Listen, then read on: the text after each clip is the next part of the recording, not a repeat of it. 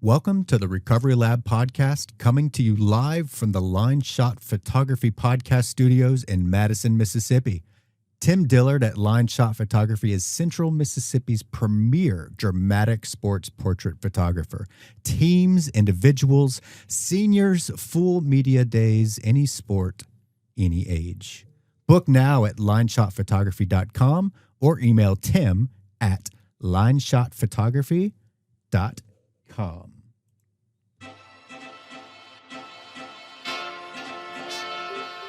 This is the Recovery Lab. Here we dive deep into the struggles, victories, and hope that stem from recovery. No shame, no judgment, just truth, grace, and inspiration.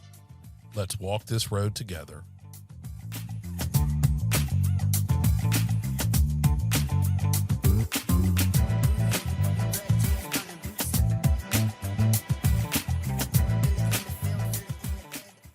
All right. Welcome back to Recovery Labs, episode 119. Woo! I'm David Sugg. I'm Daniel Anderson. I'm Brynn Knox. We are Recovery Lab, and we are here this week with Rankin County Deputy Tony Shack. We're super excited to have you here. I'm excited because I've waited almost my whole life to finally cross-examine the police. Where were you the night of my last arrest? I wonder. No, seriously, we're going to have some fun. It's really, there was a time I thought that law enforcement was my greatest enemy, but turns out there was a time that y'all might have been my last friend. Right. I mean, I would not be where I am today if it wasn't for y'all's dogged pursuit. Y'all were the whale in my Jonah story. God sent y'all after me, and I think you guys for doing what y'all have done. It was hard, but it was part of my recovery story. So thanks for coming in and giving us your side of the story. Brynn, good to see you. It's been a minute since we've been in the studio. I know. I had a good Labor Day. I went down to the beach with the fam, and it was actually so good. And I almost cried coming back, but it is what it is. What'd you do for Labor Day?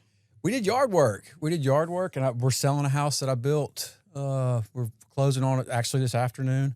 And then just a little punch list over there, doing some odds and ends. But yeah, just laboring. Sweet. Yeah. How about you? What'd you do? I can't remember what we did. Bust some folks? Not Labor Day. I think I just cooked out, and we have kids in sports, so nonstop, all the time. So I'm trying to take advantage of my last maybe year and a half that we're not constantly on a baseball field or something like that.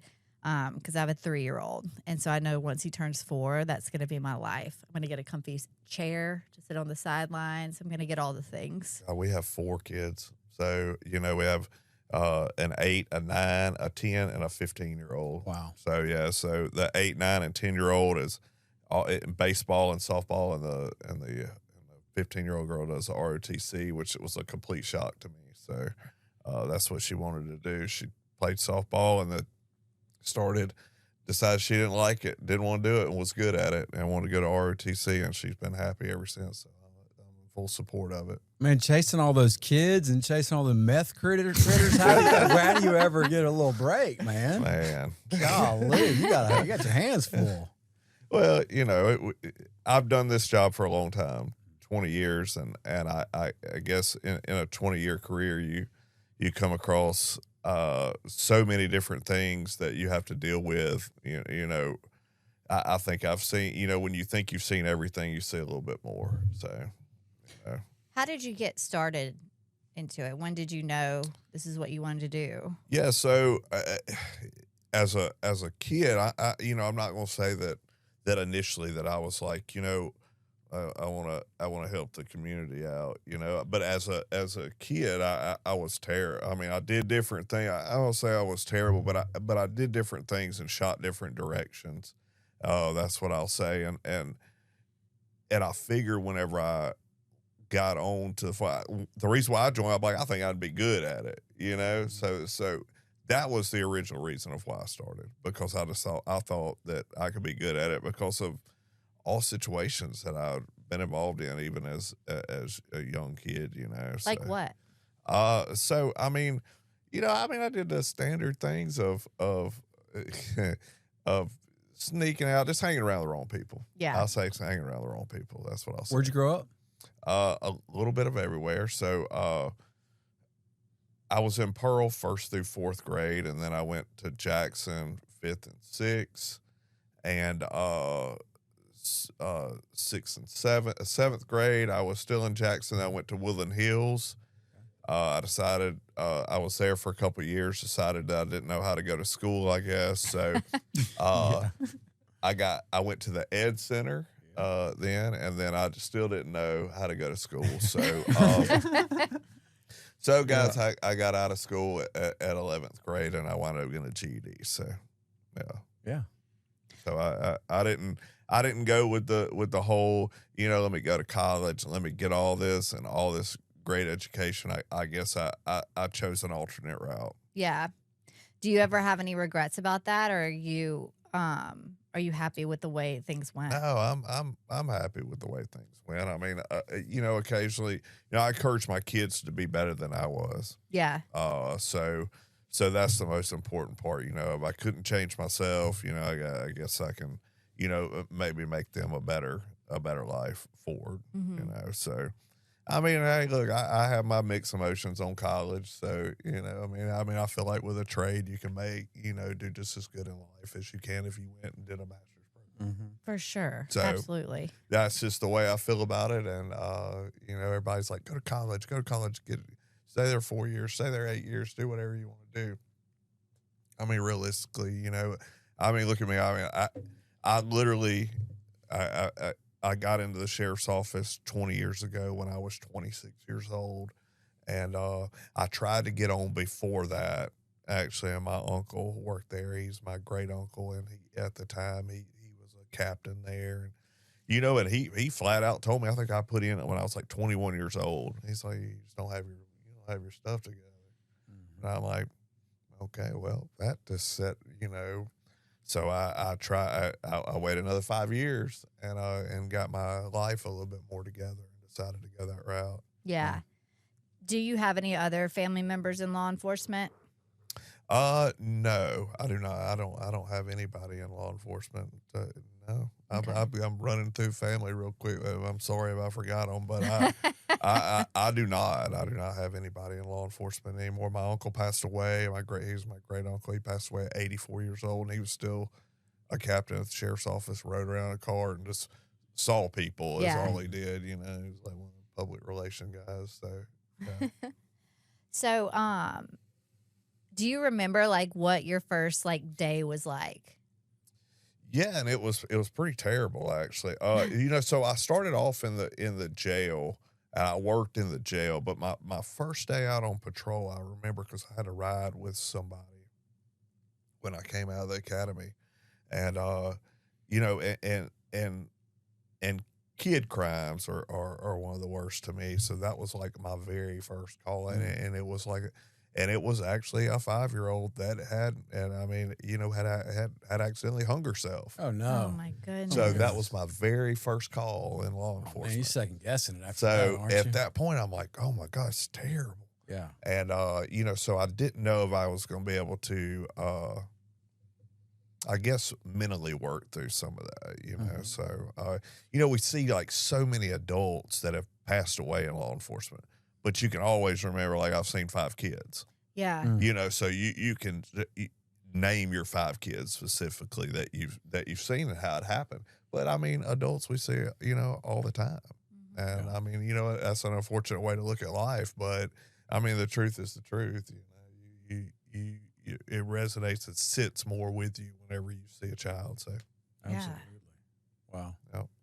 So tell us what you do for Rankin County Sheriff's Department now. So I work criminal interdiction for Rankin County. It's a big word, man. Tell some of our Yeah. simples. Like I hope David asked. So I mean, basically, we have a team of us, and we are a small team, but we are. I will say this, that we are known all throughout the country. We go to conferences once a year. I think this one is next week, and we're going to Charleston, South Carolina, but they're all over the country. We go once a year, and our team is known all over the country, and so we're high on that. I mean, there's only a few of us that are out there that do that, but most people know our team, and what we do is we try to catch. I mean, in lack of better terms, bad guys. I mean, we look for large amounts of drugs. We look for wanted people. We look for missing kids. We deal with everything when it comes to that. Not saying that the small amount of drugs doesn't matter, because it does whenever it's community based. But we look for large amounts that get to the community, and we try to stop them before they get there. We stop and we look for kilos of cocaine or meth or, a fentanyl and marijuana. I mean, you know how the marijuana is now, Everywhere. It's everywhere. You walk by a church and you see marijuana's everywhere. And when we find 100 and something pounds of it, that's fantastic for us. But the hard drugs we see a lot coming through I-20. Yeah. And so are y'all just like listening for loud music and ground effects on cars or No. stuff? Y'all got a call coming so in? and everybody thinks like certain things like, hey, look, like they have a sensor on their car that tells you drugs or Yeah. If that Y'all were had the one on my case, car, I told y'all. but honestly, without just giving away a whole lot, we don't look for the guys with the loudspeakers and stuff like that. We just don't. But some of those cars I see, not y'all pull over, but just in general, you're like, duh. I know. I saw one yesterday. That was my exact thought. if you are working, local narcotics, that is a big thing. You'll probably see me pull over a beater going down the road. It's just one of those things, man. I mean, we just don't. We look for certain things, and those certain things, what we look for, and we look for a lot of drive behavior, and we look for how people react to us. Mm-hmm. Yeah, man. I mean, you see somebody with 2 grams of meth. I'm just giving an example. I mean, that's like. I mean, in our community, let's be real, it's like shooting fish in a barrel. Yeah. I mean, there's Everywhere. I mean, it's everywhere. Yeah. So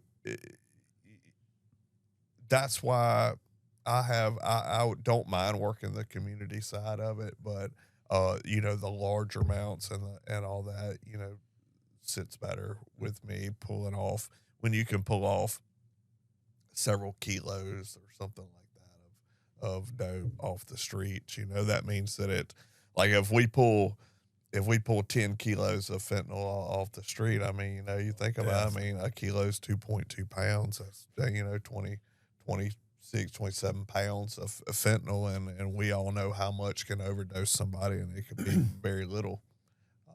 So how bad is the fentanyl trade right now? Fentanyl is tough now.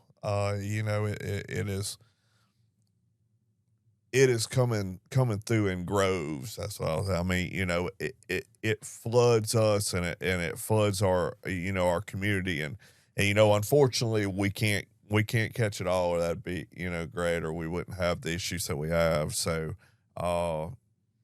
the that's why we have interdiction teams in the country, and we have different ones in different states or counties or whatever, and we all try to collaboratively knock off those larger loads so it does affect them to get into the communities, and we try to cut that off at the pass. And I would say that the sheriff's office, we work well with, we are called the Rankin Madison interdiction team. We work well with Madison Police Department, and those guys. We have a couple of guys with them that's on the interdiction team, and then Rankin County we have a couple of us, and then we join up together on I-20. Does Texas have an interdiction team? Oh yes. Okay. Yeah, but see, the thing about it is it's a cat and mouse game. I mean, you got to. I guess my thing is the minute you see a car go by, and say if you want to run that tag on the car and see what it is, by the time you look at your computer and you type that tag, 5, 10 cars go by you, So that's how it's all. So I mean, it's amazing. I mean, you look at whatever the industry is. I mean, I think it's a $32 billion a year industry for drugs, you know, that come from different areas. And so, you know, Texas does have, and they do a fantastic job. I mean, we work with a lot of guys from Texas. So, yeah. So, what do you think like some of the solutions are for this problem? Like, and are there solutions that are like viable? The solutions for the narcotics coming through. Yeah. Man, I mean, I wish we could figure that out, or we wouldn't have that issue, you know. Yeah. But I mean, our team is out there 12 hours a day, and we're out there nonstop. Sometimes we don't leave the interstate for 12 hours. Sometimes we sit there solid, you know. Sometimes we pee on the side of the interstate. We do whatever on the side of the interstate to try to keep to try to not. We work harder, and we are very proactive on the interstate. And in other words, we make a lot of traffic stops. We generate, you know, we generate, you know, we interview people, and I mean, it's nonstop. And so we work hard on the interstate. Our patrol division works hard. I mean, they catch calls nonstop, and you know, they catch calls and go and go and go, and you know, to different calls. And you know, our narcotics guys, I mean, you know, I mean, it's like anywhere that, you know, your work's kind of cut out for you. You can only diminish a little bit of it, but you know, certain things wouldn't be successful if it didn't get through, you know, and unfortunately, you know, we got to deal with stuff like that. I mean, it's just supply and demand. Y'all are going after supply, but what are some of your other colleagues doing about the demand? I mean, is there a way to kind of keep, you know, the kids not getting so interested in it, not chasing down those dealers? Because if you get rid of that need. Yeah, and you know, I think it's such a hard thing to do, because I guess without touching on and being real, you know, a sensitive base, I guess kids chase it down for, you know, for curiosity at first, right? I mean, it chases it down for curiosity, and then it becomes an issue. We don't have enough programs enough, and I'm not talking about we as a Rankin, I'm talking about as a whole. Like, we don't have enough programs, and we don't have enough help in the community and all that can supply the help for the people that you do go look for it. I mean, you know, I mean, we wish there were grants. I mean, there's a lot of stuff that can be done. Are y'all going after any of that opioid money for some of that? I mean, the state of Mississippi's got $87 million right now. They've got dispersed to help, you know, get rid of, mitigate this opioid crisis. Right. So that's something that I don't really know about. Okay. So I can't talk on something I don't know fully about. So I'll let them. But I'm sure it's been looked into. Well, hopefully y'all will get some funding for just new technologies and more support too. I mean, that's part of it. And we want to, you know, the community base. We have a great narcotics team, and they work hard. But you know, it's just like I say, it's consistent. It's a consistent issue, and you know, and with us on the interstate, it's a consistent problem. You know, and all we can do is continue to do what we're doing, and do our part in trying to stop it from getting to certain areas. It's got to be. Do you ever get do you feel like you're just like treading water sometimes when you're like, you make these big stops and you got this and you save these lives, and then the next day, here comes some more, almost like trying to like stop water from coming out of the water hose. It floods, and you know, and it floods different ways. I mean, the crazy part about it is, you know, people are like, oh, well, they just stop certain people. No, we don't, because I'm gonna tell you, an 80-year-old man will carry it just as well as a 20-year-old, whatever, you know, a 20-year-old kid. That it doesn't matter who it is. Like, you know, we have stopped 80-year-old people with dope in the car. And I'm not talking about little, I'm talking large amounts. Yeah. So it's not that, it's not that, hey, look, let's just go out and look for, I mean, single female.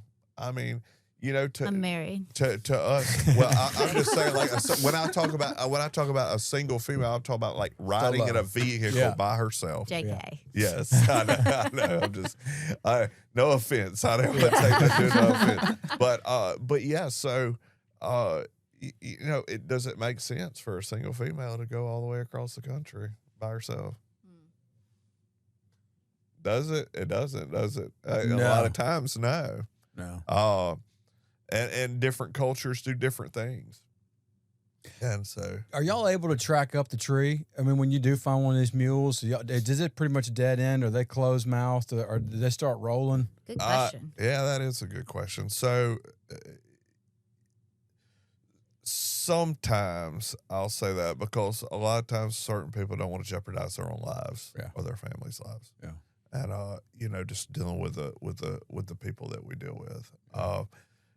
I will say this: we do further investigate everything that happens. Yeah. And we do further investigate and try to consistently build off of certain things. I'd be terrible at that. I'm like such a people pleaser. I'd be like, okay, let me help you out. Here's his address, and he told me. Like, I would be terrible at that. But I mean, people that get caught sometimes they just aren't going to flow that way. And it's not because they're hardcore or anything like that. It's because they're truly worried. Absolutely. Yeah. About their family. And respectfully enough, you in a way have to respect it. I mean, I've met some really good people that are traffickers. Mm-hmm. I mean, and I know that sounds really weird, but when I say that they do it, it doesn't necessarily mean they're addicted to drugs, or they're purposely in their mind thinking, hey, look, I'm going to deliver these drugs to hurt people. Mm-hmm.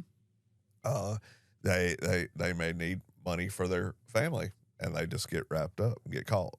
And it's not necessarily they're doing what we feel like they're doing. Hey, look, you're poisoning the community by going and taking, whatever, 10 kilos of cocaine or whatever, meth or fentanyl to a community, drop it off, and it's getting dispersed, and you're getting $5,000 and go back home, and then you deal, and then that's whenever law enforcement has to deal.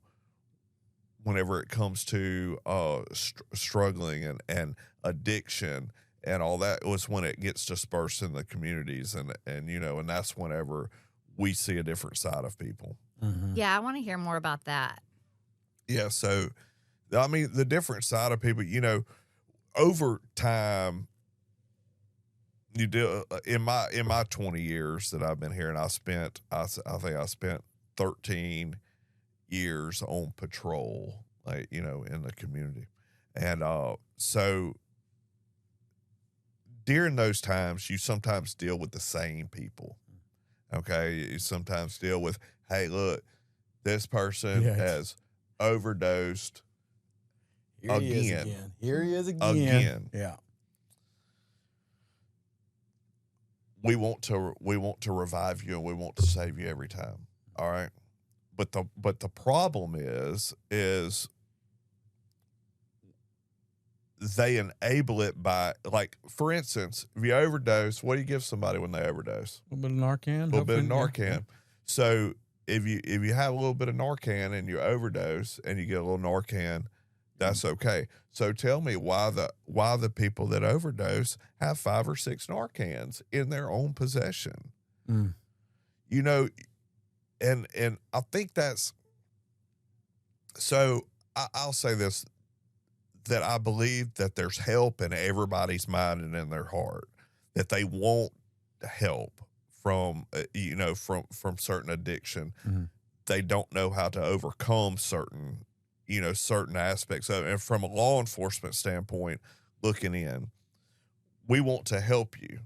And a lot of times whenever we see you, and it's been long and long and long, and you've reached the bottom of the barrel, then you when you finally reach that bottom of the barrel and we have to see you for the bottom of the barrel, that's whenever you decide that you want the help. That's right. But all those other times in between are I'll just say that those are trial periods. You know, hey, look, I'm going to see what I can do here, and then I can do here, and then I can do here. But when you finally get to the bottom of the barrel and you realize, hey, look, I have nothing, and this is where, you know, and that's where we come in, and we see this, and when everybody else has left that person's side, and we see this, then we have to make a decision, and they have to make that decision that they won't help. We can get them help, but you got to want the help. And if you don't want it, we might as well go outside and shoot a bullet in the air and see where it lands. I mean, it's not going to work if they don't want that. Because, I mean, I've seen over my career, hey, look,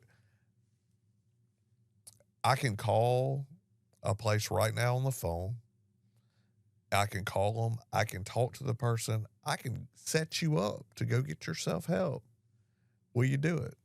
And look, I had a guy, and I'm not even going to say his name, but I had a guy that I pleaded with on a front porch. He was addicted to meth. I pleaded with this guy for his family, for his wife, for his kids, and I was on. I was on duty. I mean, this was only a year and a half ago. I guess probably 2 years.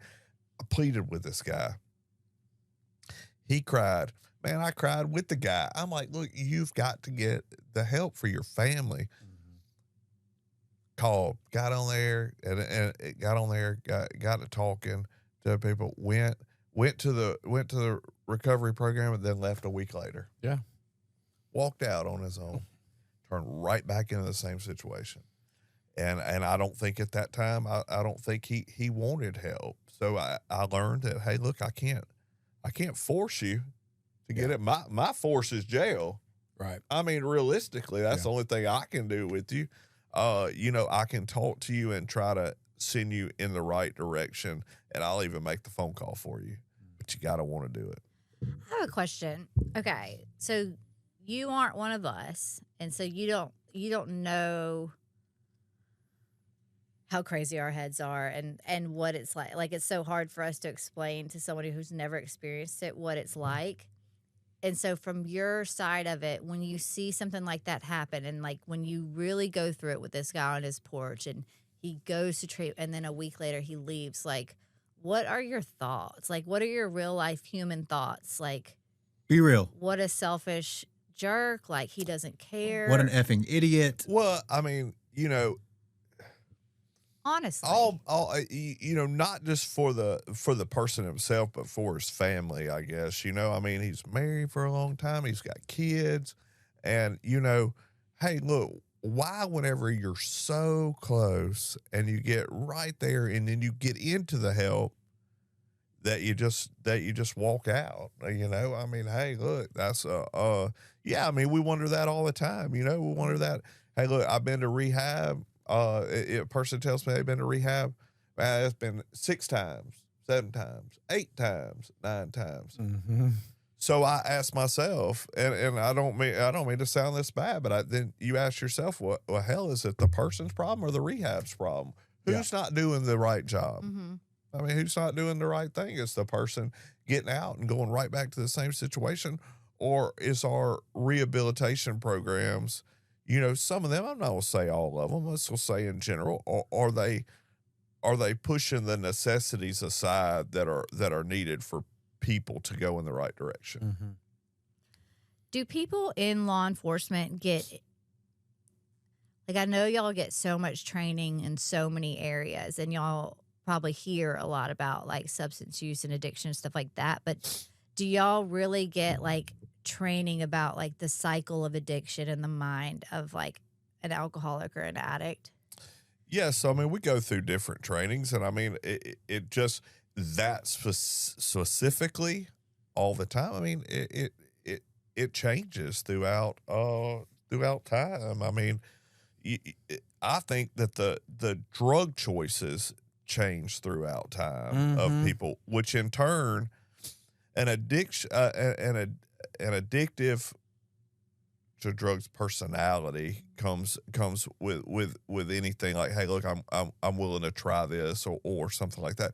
But the drug choices and the mixture of drugs and all that changed so much. So I wondered to myself, hey, look, so if you are addicted to fentanyl, okay, and then but 5 years ago you were addicted to cocaine, is your mind cycle still the same on a different drug, you know, or do you think different ways, or is it just, hey, look, I've just got to have it? And hey, look, we don't know all those answers. I turn to people that do, you know. If y'all know answers that y'all want to put out that would help us better ourselves with dealing with certain situations, we're all ears, and I'm all willing to go back and talk about it. I think that it like, because it is like trying to make sense of such insane behavior, that it does get difficult. And that's like, I always sort of point to the big book of Alcoholics Anonymous because it explains the cycle of addiction so well. And like when we get into this place that they call the mental obsession, and that's basically like thoughts that override all logic. And so when I'm in treatment and things are going well and I'm getting there, but I definitely need more time, like things in my head will start saying like, it wasn't that bad. Even though all the evidence in the world is pointing to the fact that, yes, my life was on fire and it was that bad. But it's like my brain just plays the craziest tricks on me. And like, it's just the wildest thing. And so if there are any law enforcement officers that do want to like know more about it, like just get one of those books, like, or reach out to me and I can get you one, whatever you need. But like, I'm telling you, like the words in that book made so much sense out of things that don't make sense. Does that make sense? Yeah. And if I could jump in real quick. So for me, you asked about like the different substances. Do they react differently or do they do? For me, and I can only speak for myself, a substance is a substance is a substance. Mm-hmm. If I'm putting it into my body, I'm wanting to change something about my body. It doesn't care if it's an upper, a downer, like alcohol, whatever. Like there is a hole in my heart and I'm looking to fill that with some sort of substance or something like that. So it's not, for me, you know, I've tried just smoking weed or just doing meth, like, and every time if I get a little bit of sobriety under my belt, it doesn't matter what I relapse on. I'm just searching for that feeling of comfort and ease that I know will come with that first drink, drug, or whatever. Right. Unfortunately, you know, you play the tape through and you wind up in the back of your car, like every time for someone like me. So I think that law enforcement, first responders, you guys do have a good amount of information out there, but to touch on Brynn's, you know, point, not being an alcoholic or addict, it's difficult to truly wrap your head around like the madness that goes on in our head, specifically when we're in active addiction. We're nuts. I'm nuts, you know? So I think it's wonderful that you have an open mind to this in general. And you're not just like, no, you know, this is the way it is. This is like, no. And I don't think any,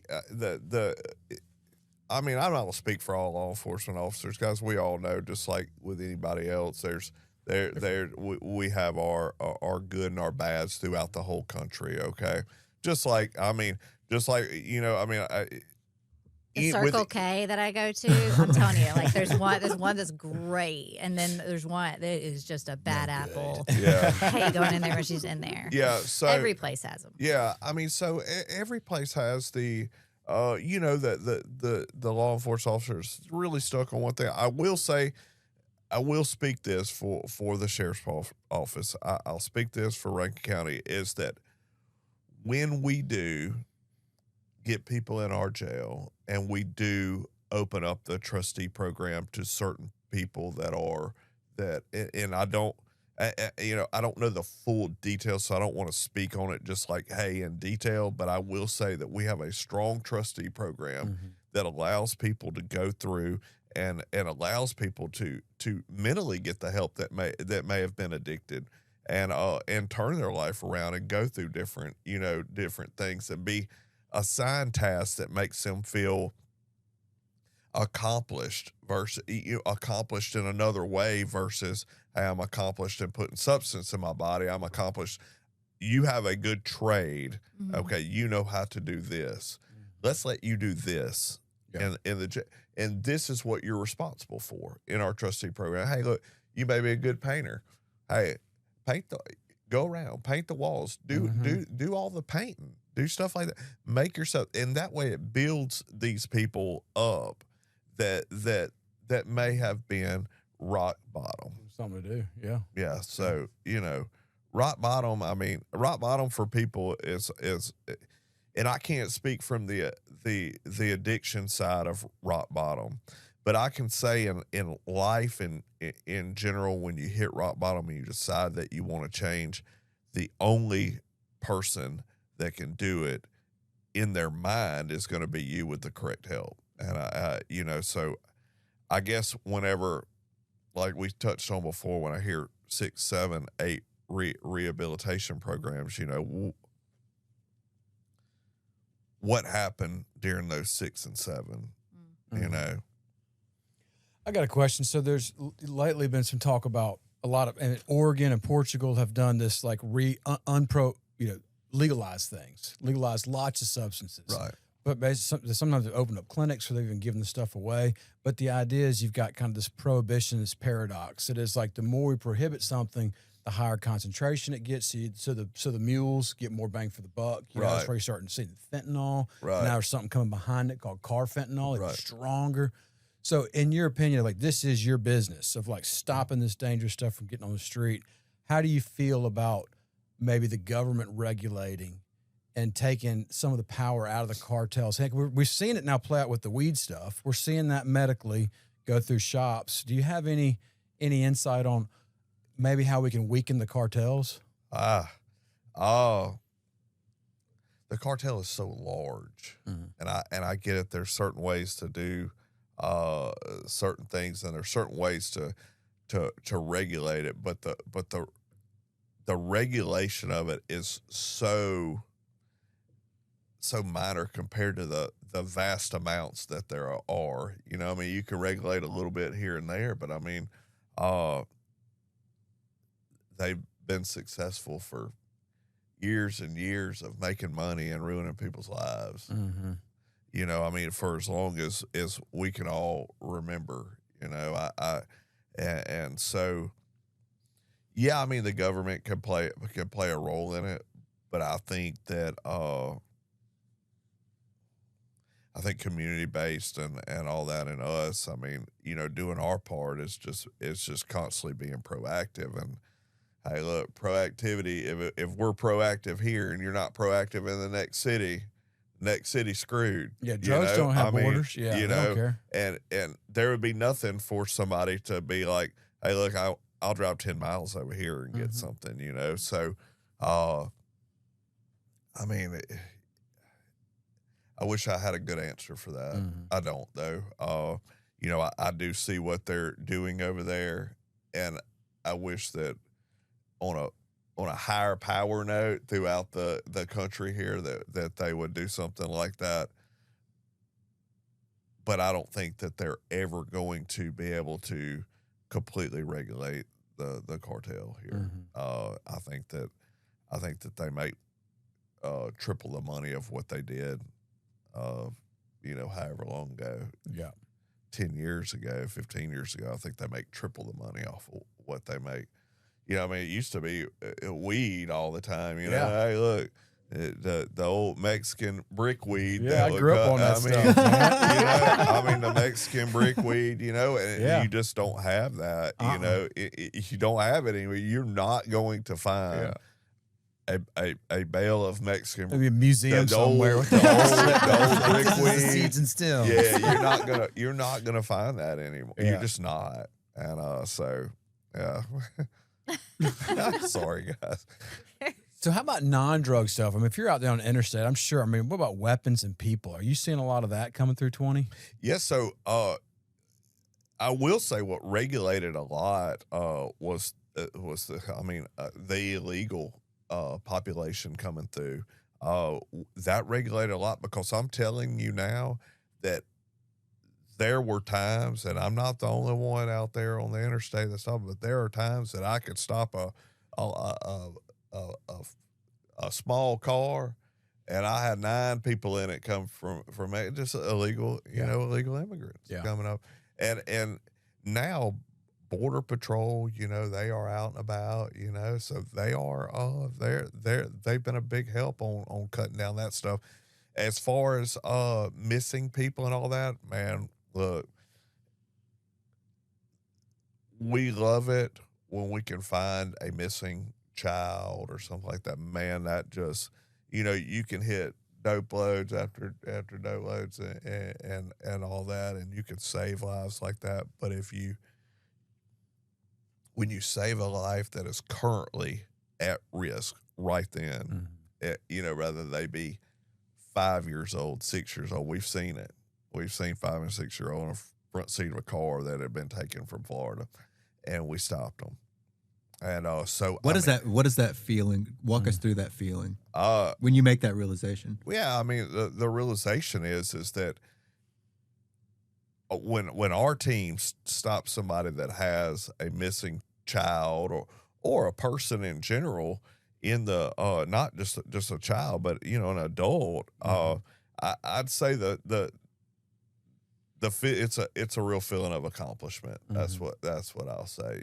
Hey, look, I get to return, or we get to return this person back to where they belong to, and and just a sigh of relief. And however it may end, in that situation, the good thing is we got the person that was missing. So missing people, trafficking people. I mean, look at it all. It all comes. Are you seeing a lot of that? Not so much now. Not just a lot of it. How do you know? Like, how do you know if someone's being trafficked? And is there a sign that someone could give you? Yeah, no kidding. A sign. Like, I love that. Like a sign that's like definitively, like, like this person is in danger right now. So I mean, if I feel something's not right, I'm gonna figure it out till it's right. We ain't got to talk about voodoo. Voodoo's trained to strike on different drugs and different things. Yeah. Do y'all ever train your dogs just to strike on bullshit? Like when they just smell something right? Like, no, this guy's got something. Yeah. I know he's got something. No, because I think, with voodoo, for instance, he's 10 and a half years old. I've had him at here for, voodoo's been working for 7.5, 8 years with me. Y'all, Voodoo's kept a job longer than me. Man, he has been every bit of successful in his career. I'll say that with me, I'm talking thousands of pounds of drugs. I'm talking 26 violent felons that he has gotten and bitten. He's had 25 that have given up. And not wanting the guy bit, So, I mean, he has been very successful, and I'm going to retire him this year and let him hang out, Man. But to answer your question, I'm sorry, I wasn't trying to avoid your question about the people and the sign. Yeah. So there is, when people, it depends on the culture. And I won't elaborate into that a whole lot, but I'm going to say culture-based. If somebody is taken from another area, like even if it's from another country, those people know they cannot say anything or something will happen to them worse than what's happening to them there. Right. So culture-based.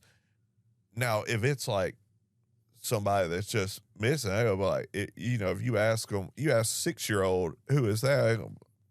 Oh. They're going to be real with you. But culture-based, which is where a lot of the trafficking happens with people, culture, they won't say anything to you. So if it just don't look right, if it just all don't fit together to me. You know, a lot of times I interview people separately. I'll pull them out, talk to them, hey, look, you know, and talk to them and just find out, you know, who's with them. You know, is it your family up there? What's your kids' names? What's, you know, just kind of talking to them and finding out, and you know, be amazed at some of these kids. I mean, even nowadays that are 15, 14 years old that look 25, you know, I mean, you don't even know. And, so, you know, you like to ask them, you know, about their kids and all that. But as far as the sign, no, I go off, I just go off a vibe of what I'm visually seeing. Kind of like, I use this kind of analogy here is kind of like whenever you were talking about in addiction, how your brain just storms and it just goes. Our brain during something like that, certain ones of us that are trained to look for certain things, storm, and it comes and it thinks of all the possibilities that something could be, and those flood our system until we find out everything about it. That's such a cool way to put it. So we try to do that in our side of life, because on I-20, on the interstate in general, we deal with people that come from, I mean, it don't matter. If you can get here by land, we can deal with you. Yeah. And, you know, I always tell people I like to work interdiction because I deal with people from other states, other countries. I deal with stuff like that. And I can keep my community base to people positive. Because when when people see like patrol come up, our patrol does a fantastic job. They see patrol come, oh man, the cops, you know, I hate seeing it. But if like my job out there on the interstate, they stop us. They are trying to cat mouse us. They're not like old cops. They're like, hey, I'm gonna try to outsmart this guy, and they're friendly. They're friendly. Yeah. They can have 100 pounds of dope in there and they're friendly. They're like, oh yeah, you know, I mean, as nice as they can be.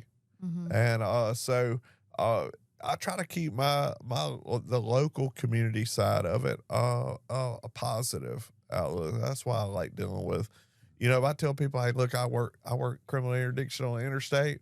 I don't do a lot. You know, I don't come to your house for calls, and I don't go off the, you know, it allows a little bit more solidification with the community and the police, because a lot of people don't know that the interdiction side of our job, you know, and a lot of people just know, hey, look, patrol, the cops are at my house, you know, and so.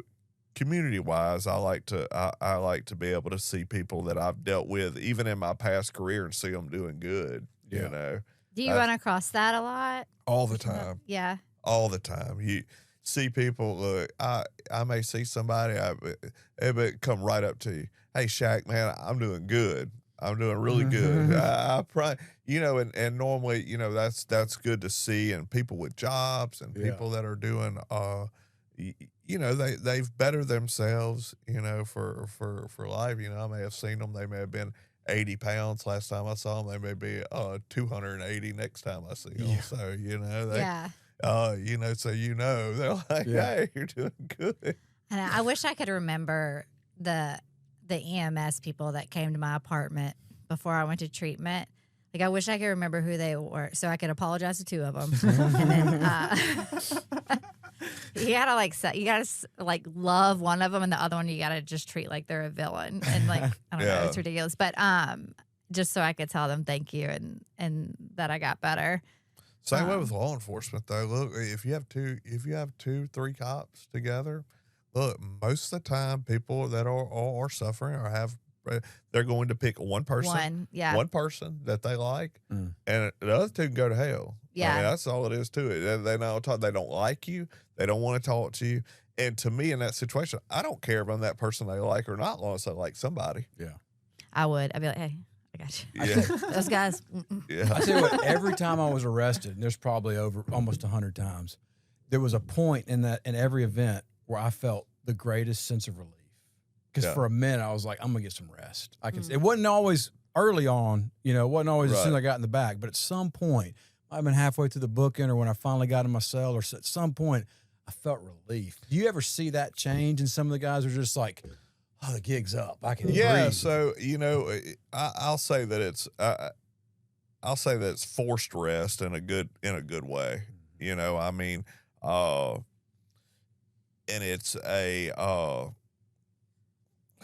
would say like then whenever you come into like our jail and we say, you know, hey, look, you're going to get forced rest, which in turn is going to better you mentally, right? Yeah. I mean, so you have a schedule then and you have no choice.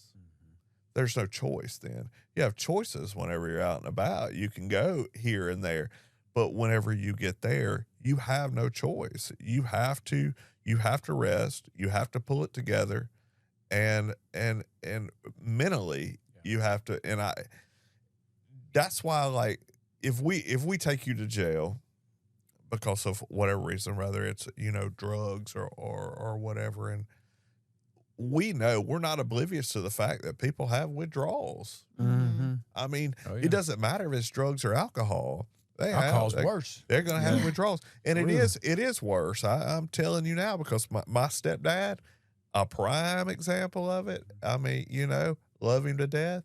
He don't drink anymore, but I mean, look, he had to go up to the one in Oxford Harbor. I can't remember. It was like a alcohol, and I'm telling you, it's just that, like, with that though, yes, a sigh of relief, yes, because it's no other choice. Did you feel like you had a choice? I didn't. And that was the thing. When I was out there, I didn't have any choices. And to finally, I mean, I had to do that thing, and to finally be like, all right, you're on lockdown. Yeah.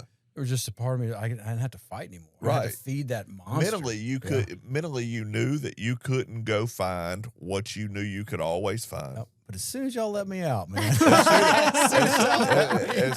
soon as we let you out, you're a goner. Yeah. You know, and that's where it comes to where, you know, I say, look, you're not going to want to help yourself until you want to do it yourself, you know? And I mean, for instance, if you stayed in there for 3 or 4 days, you know, in jail, and you're like, man, when I get out, you already, on day 4, you're already planning in your head where you're fixing to go as soon as you get out there to get what you need to get. Yeah. I mean, that's all it is to it. And look, that's the way it all, it trickles people downhill. And whenever I brought up the thing earlier about, you know, what's the first thing people give when they overdose? They give them Narcan.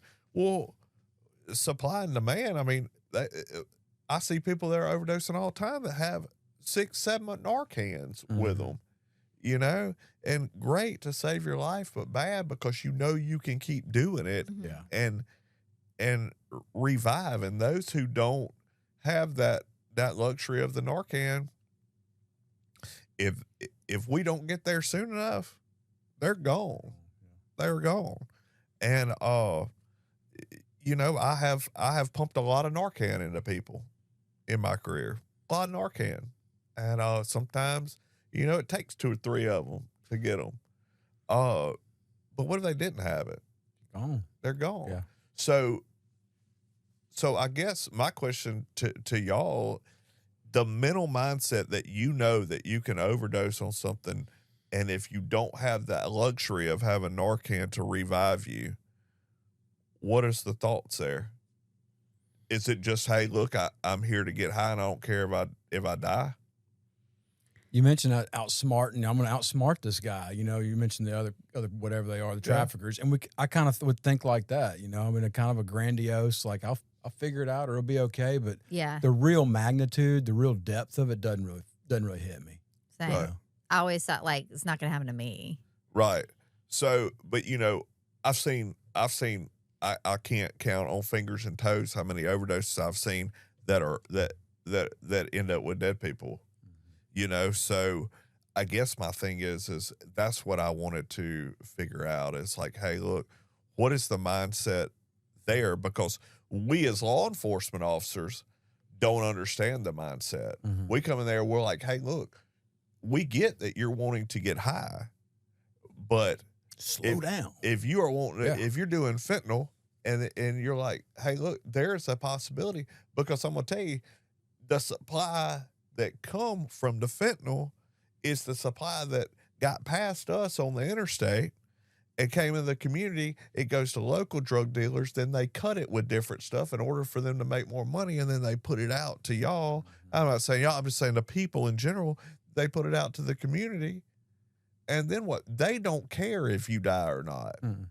So I guess, you know, what I don't understand, and I get passionate about it, is like, if you don't care if you die or not, why should they care? Because they can consistently make money off of people like that. But if you die because you overdosed on fentanyl, there's another one standing in line to do the same thing. Mm-hmm. There's no skin off of their back. So all the narcotics that come through, we talk about the narcotics that flood the interstate, those that we miss that get brought into your local drug dealers and they disperse them throughout the county or the city or wherever it may be, whether it's here, wherever, I don't care what state it's in. But if they disperse it throughout and they cut it with different stuff to make them a little bit extra money, and then it comes to Brynn or David or Danny, and that's what happens, and y'all do it. I guess mentally, I understand that y'all are wanting the initial high of it, but I guess overall the totality of it, I don't understand, and we don't understand a lot of times of like, death is also an option. Mm-hmm. And are you willing to give up your entire life for one high? And I guess that's where, that's where I'm at with something is, hey, look, are you willing to give up your entire life for one high? Because if you don't care about your life and you are about to die because you have overdosed, and I come in there with Narcan or patrol, anybody, I'm just saying, as a law enforcement officer, we come in there with Narcan and we Narcan you and bring you back to life. That means we cared enough about your life to bring you back to life. So why are you so selfish enough to not care about your own? I'm going to say something real quick. You mentioned, we use drugs to get high.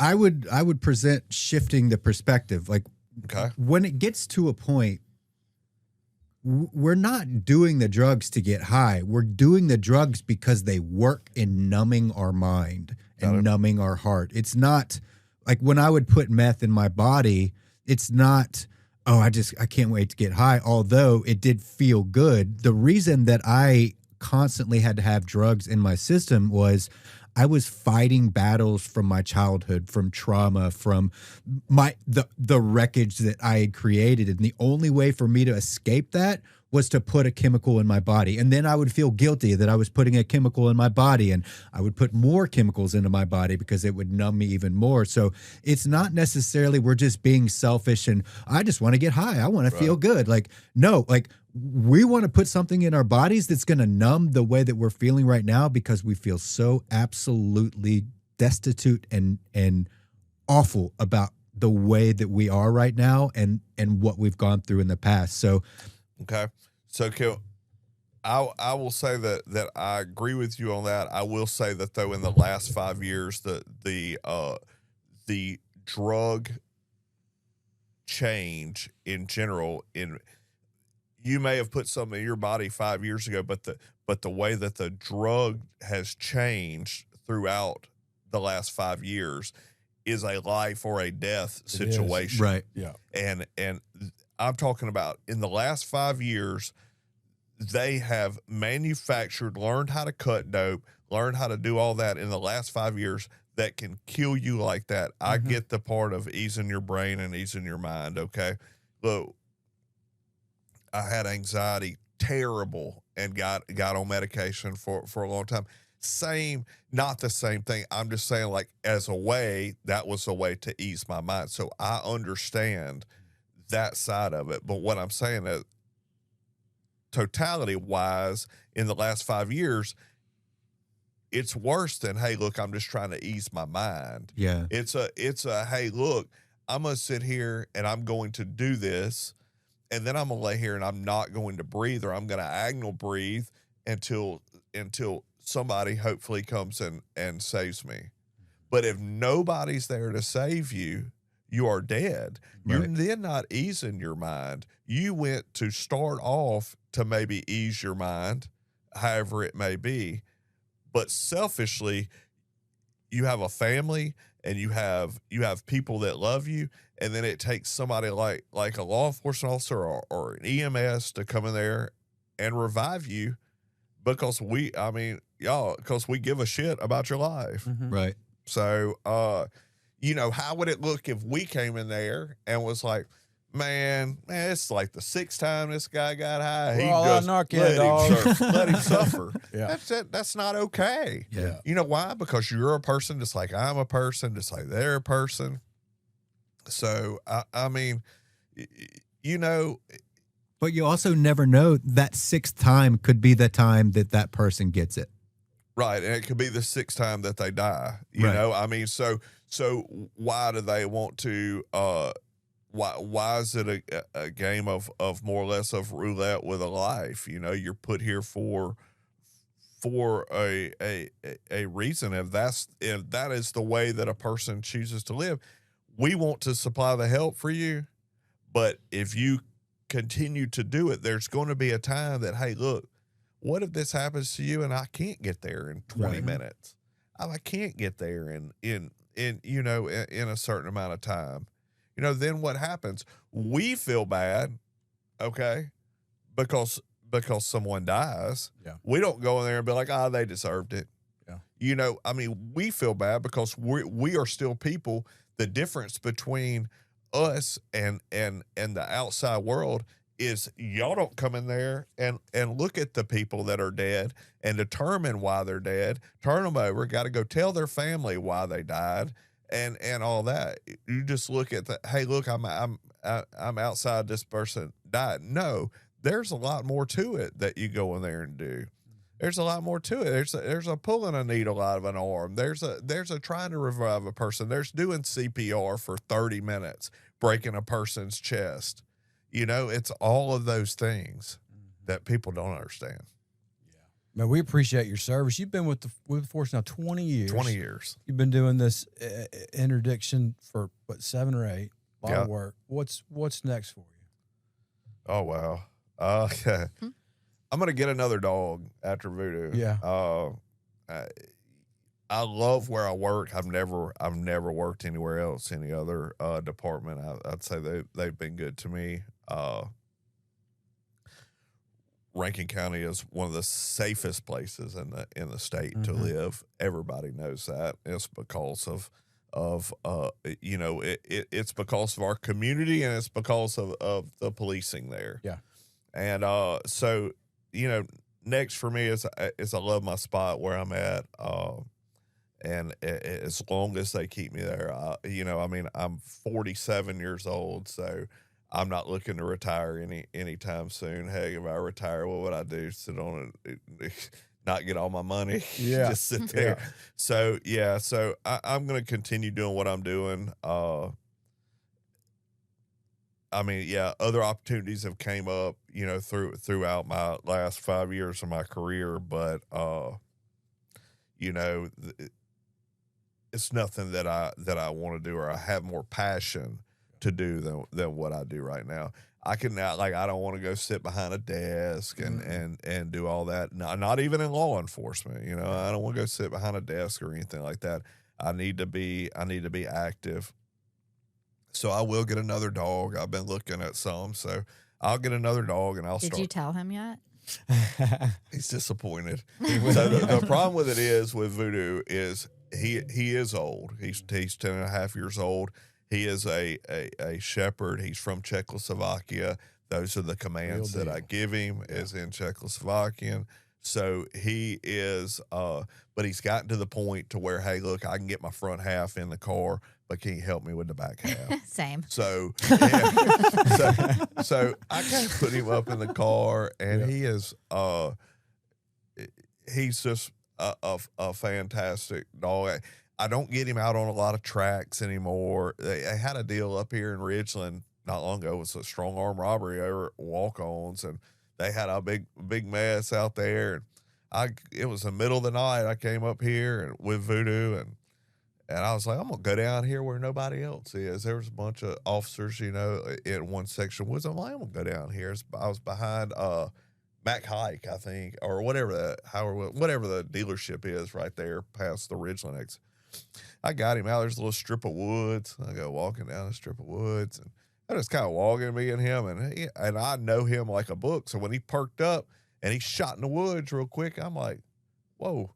So I kind of let my lead go out a little bit, and I was like, and he was tight on my leash, and I just said, hey, if you don't, and I didn't even see the person, pitch right dark. I was like, hey, if you don't come out, you're gonna get bit. And he goes, I'm coming out. He was hiding in the woods. I was like, I said I had to get his walker out of the truck, walking. Man. So you know, my deal is I'm gonna stay where I'm at. Yeah. Unless he'll have me. It's cool. I like it. Well, we appreciate you so much. We appreciate everything you do for the community. Absolutely. The amount of lives you guys save on the daily is just, it's amazing. And I don't know if you guys get enough credit for the hearts that you have as well. Right. And so we're just grateful, and we're grateful you're here today. Well, we Thanks, appreciate it. Yeah. Oh. And before we go, Tony wouldn't tell this story because he's not like this, but I think there's a lot of negativity surrounding the outlook on law enforcement these days. And I think that I'm just going to tell a quick story about Tony, and this was in the news. You can look it up, but Tony was at work one day, and this was an 18-wheeler, turned over, caught on fire, and this person would have died, but Tony ran over, risked his life, crawled up in the truck, pulled the guy out, and saved his life. And so quick, people are, oh, well, law enforcement, they're doing this, they're out to get me. But the reality of the situation is 99.99% of law enforcement out there are people just like Tony. They do those kind of heroic, I can't say that word, actions not because that they think that their heroes are special, but because that they have a desire to serve the community. So when we start thinking about how law enforcement is so awful and they do so many bad things, just bring a mental picture back to some dude that has a family at home running over to a burning truck and pulling the Joker out. Yeah, that was a crazy deal. I don't know how much time you got, but we're good. We're about to wrap it up, but go ahead. That story was, I literally was going up the interstate, and as I topped a hill, I saw an 18-wheeler go off of the road. It was up in the deal, and I mean it went into complete flames. And I still talk to this guy to this day. He'll message say, "Look, I'm here because of you. I appreciate you." But I got out of my car and I was like, "Oh man!" I heard a kid screaming, and so I didn't know where the kid was. So I went running up there, and there was a car that he had hit, and it drug up in there also, up in the woods, and the kid was behind a laid down tree. So I grabbed the kid and I ran him up a hill real quick. I sat him there. I'm like, sit down here. I looked at his parents were climbing out of the car window, and they're like, the driver of the 18-wheeler's in there, and it was on complete fire, and he had been ejected. He was laying next to, and I mean, it was covered in flames. And I went running around the side, and I saw him laying in there, and I'm like, oh man, this guy's dead, because he looked dead to me. Well, the fire caught him and caught his shoulder, and he just turned and looked at me, and I was like, crap. I said, I was going to get him anyways, but I'm like, he is alive. This is a different ball game. So I ran into into that fire, and I felt like, I was like, this is when my circus career began. So Man. I was running through the fire, and I grabbed him, and I started dragging him out. It was eating me up. The fire it was so hot, but I got him out, and I just kept dragging him, and finally got him out there. And I was in shock, like you were. mental shock, I guess, because I mean, I was shaking like a leaf. It was a crazy deal right there. That was really crazy. And that's the stuff that these guys do day in and day out. And without them, we're shit out of luck. Yeah, So. it was never even a thought to go get the guy. So I mean, to do something like, to what I'm saying is there's a lot more of me out there that would absolutely. there's a lot more of me than there are not of me. Yeah. So Absolutely. Well, we appreciate you so much for coming on. And ladies and gentlemen, we'll see you next time on the Recovery Lab. right.